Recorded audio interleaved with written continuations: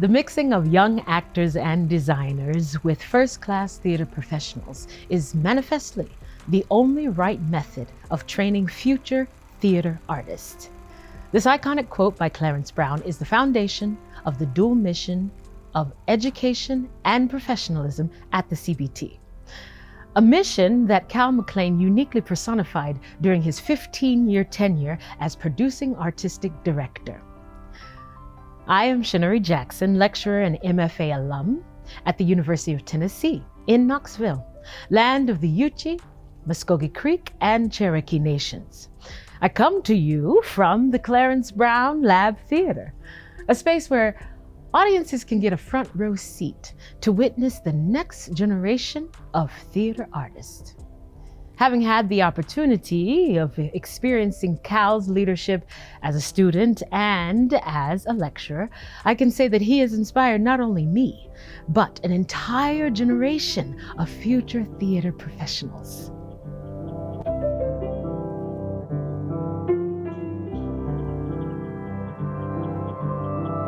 Cal's introduction to the Lab Theater was his 2008 production of David Hare's The Secret Rapture, with designs by first-year graduate students and a cast featuring members of the MFA acting class of 2010. This play benefited from the Lab Theater's intimate setting and Cal's laser focus on the psychological labyrinth each character finds themselves navigating.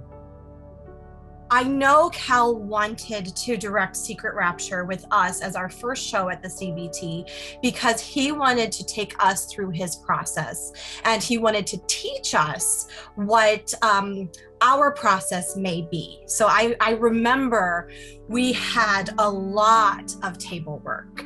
I think we had so much table work. We probably spent 2 weeks at the table, and we would go through every single moment, and he was teaching us to fill up every moment or that vertical of the role with specific action. The Lab Theater plays are some of my favorites. The space is very intimate, it's very small, and you're right there with the actors on the stage, and they're young and they're new and they're figuring it out. And it's really fun to watch how they interact with each other as real human beings and actors at the same time. And I think Cal produces, and I've heard him talk about, he wants to produce a climate in the department and the company where people feel safe and they can explore and expand their skill set.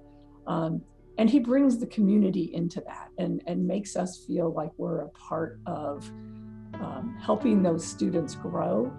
The thing that I realized about Cal is he is the illustrator of the coloring book, and my job as an actor would be to fill it with as many colors as I can, moment to moment to moment to moment.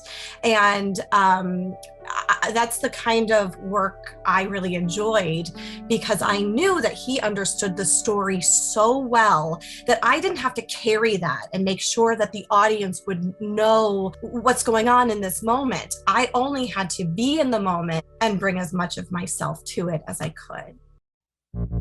2016 marked the world premiere of the CBT's first commissioned play, The Open Hand. Workshopped over the course of 3 years with our MFA acting class of 2016, Rob Caisley's contemporary comedy offered our graduate students the opportunity of not only originating a role in a new work, but to have an integral part of its creation every step of the way.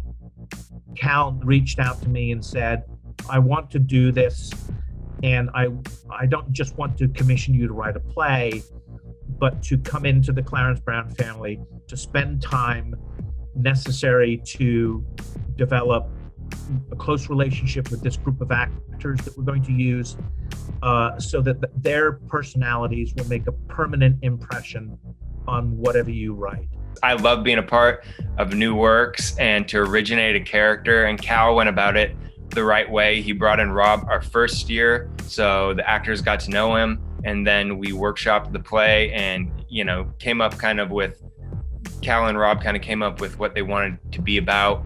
We kicked around some early ideas, and eventually I settled upon this subject and was very excited about it. And I remember the premise came to me while I was driving across country, and I called Cal from the car, I think, and told him that I wanted to write a play about the nature of generosity.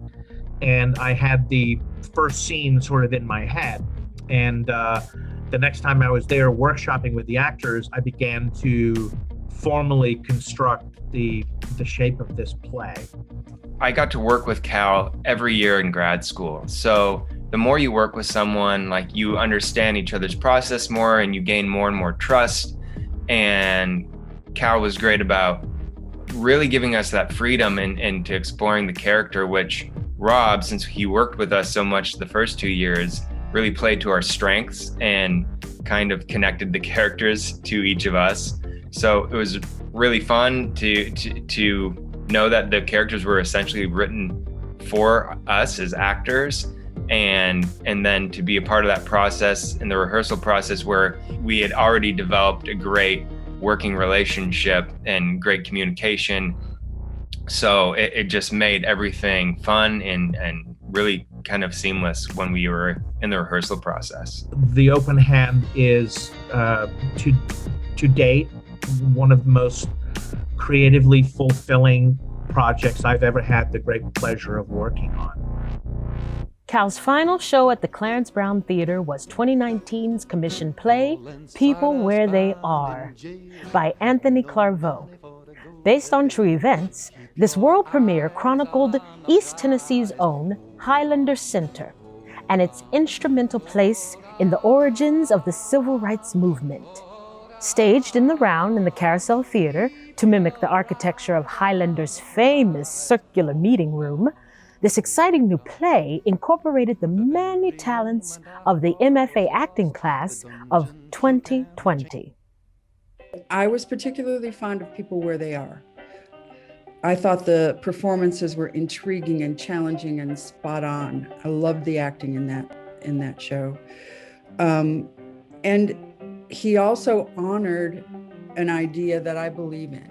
He honored an area institution that is based on social justice. I'm going to be honest, I knew a lot about the civil rights era, but I didn't know that Highlander was here in Tennessee. And as I started to live here, it was something exciting to know about and to talk to other people about, people that had lived in Knoxville for a long time, as well as students who didn't know about the history of Highlander here, and about the role of Tennessee in the expansion of both labor rights and civil rights and the organizing that went on. Cal's vision of the play was very much all about the fact that the Carousel Theater exactly mimics the architecture of Highlander Folk School.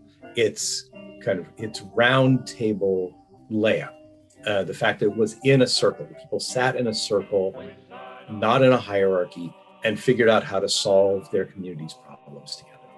I could really tell he was thinking about what the audience needed and about also what he was trying to achieve with this play, which was to talk about our history as also our present, and how knowing our history is also about knowing our present. And after that show came out, there were so many people in Knoxville that were just floored by it. And it was something that was maybe the favorite thing they ever saw here and the thing that was most impactful to them.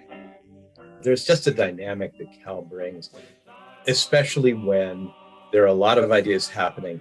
Cal will very deliberately say, let's try this. And we'll try it. And then at the end of that particular run of that particular moment, he'll say, well, I was wrong. But there was one thing that was kind of cool about that. So let's build from there. And then, the ideas will start flying again. It's a wonderfully clear-eyed and deliberate way of making work that doesn't feel panicked and that feels inclusive of ideas other than the director's own.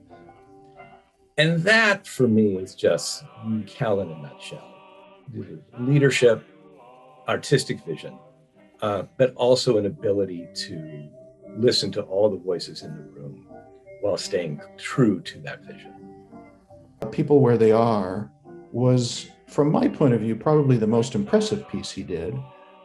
As we know, working on new plays can be very difficult, and this one was, and I think he did a terrific job of managing all of the elements of the new play and created a production that was really quite beautiful and significant and very meaningful for this time.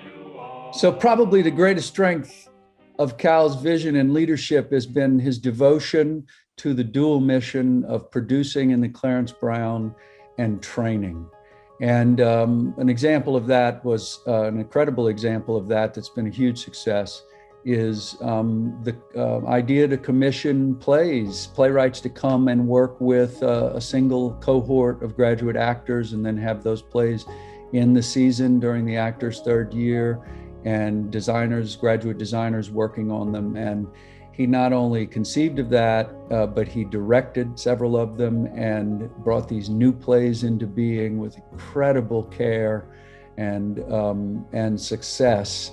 And it really profoundly affected and changed and grew the lives of our graduates. My favorite plays are the ones that have been commissioned. They've all been really interesting, and you can see the interplay between the invited playwright and Cal, because he's interacting with these folks and the students, right? So there's an interplay there, and in the product that comes out, you can see all of those parts coming together in the product that we as an audience get to see. I had sat in on a rehearsal for The Open Hand. And then at that time, they were also working on Strangers by Chris Pena. And these were actually things that I was attracted to about coming here to Tennessee and thinking about a repertory theater, a LORT theater, attached to a university with a dual mission that was taking on the risk of commission. Not every play that you commission is going to be a play that will go elsewhere, but that's part of the process.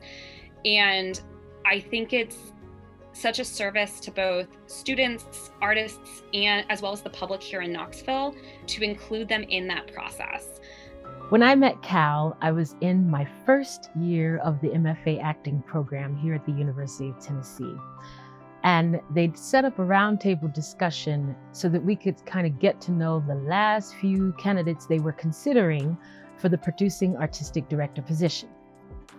The one thing I remember about him was he had a very specific vision and plan for the Clarence Brown Theater, for the theater department at the University of Tennessee, and for theater in Knoxville. I think that Cal's success in the dual role of artistic director and leader of the academic department, it has a couple of components. One is that he genuinely listens to other people and wants to create a community. His door was always open to me when I needed him. Even when I didn't, he would always take the time, whether it was 2 minutes or a half an hour, to sit down and talk through some issues or problems or questions I had. And that was hugely supportive. I felt like he was there for me when I needed him to be. When I interviewed for the job, Cal's description of working at the Clarence Brown Theater was that the dual mission that is laid out by Clarence Brown is not part of the job, it's the job. Giving back to the next generation, and like artisans do, teaching the next group of people each step along the way until they're masters at their craft. And he encourages that in every one of the positions that he holds here at the CBT. He's a great mix of academia and scholarship, and a great mix of professional artistry, and a great manager of all of those things. So I think he's just been perfect for this place. There's a lot of impact that Cal had on the department. One is that he expanded the undergraduate opportunities for production hugely. Most people don't understand that. They only look at the limitations we have, but he actually expanded it. There were always some opportunities for undergraduates in our season, but Cal really has expanded on those. And I really think it's raised the bar on the way we're training young artists. And I personally really value that commitment that he made from the very beginning. So one of the things that I appreciate about Cal is that he was very supportive of bringing in guest artists and using our graduate students and even undergrads sometimes in our main stage programming. He's always been an advocate for giving our students opportunities at the highest level and bringing in absolutely world-class guest artists to have our students work side by side from and develop relationships with. And our students actually go on to work with these amazing Tony Award-winning artists after they graduate. I think he also increased the notoriety of the MFA programs to be able to bring in some really fine graduate students, to be able to integrate the graduate students into the production program in really positive ways, and being able to increase, working really, really hard to increase the financial support for graduate students, which in turn was able to attract excellent graduate students, a more diverse graduate student population. I think he has significantly raised the profile of this department and the CBT, not only in this community, but around the nation. He has worked tirelessly in the university, out in the community, meeting with colleagues all around the country to promote this department. And we have benefited from that. I think that we are now thought of very highly around the country. He has really elevated the presence of the department and the theater. And I think we have to acknowledge his efforts and thank him for that. He also, I believe, tirelessly fought for the faculty in areas of academic freedom and workload, which also freed us up to concentrate more on what I consider the first priority, which is teaching. And I think that kind of goes hand in hand with how great he was in the development of the relationship between the university and the theater department.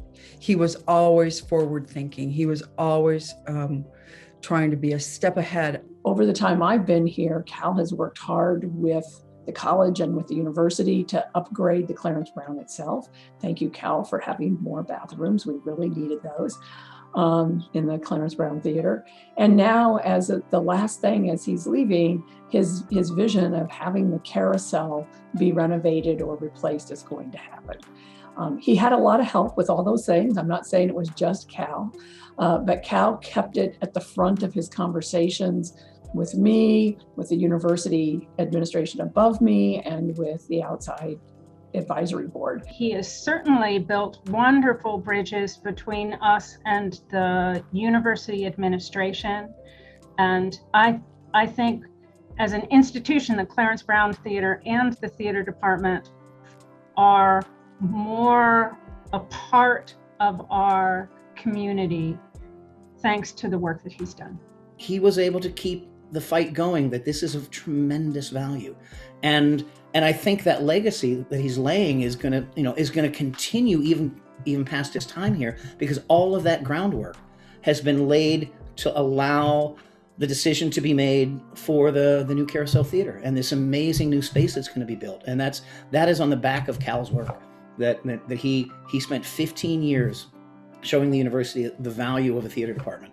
And I think that's going to pay off long after his time here. From instituting the studio series right here in the lab to the groundbreaking New Plays Commission Work series, Cal's legacy of education lives on, not only in the memories of our audiences, but in the success of future theater artists.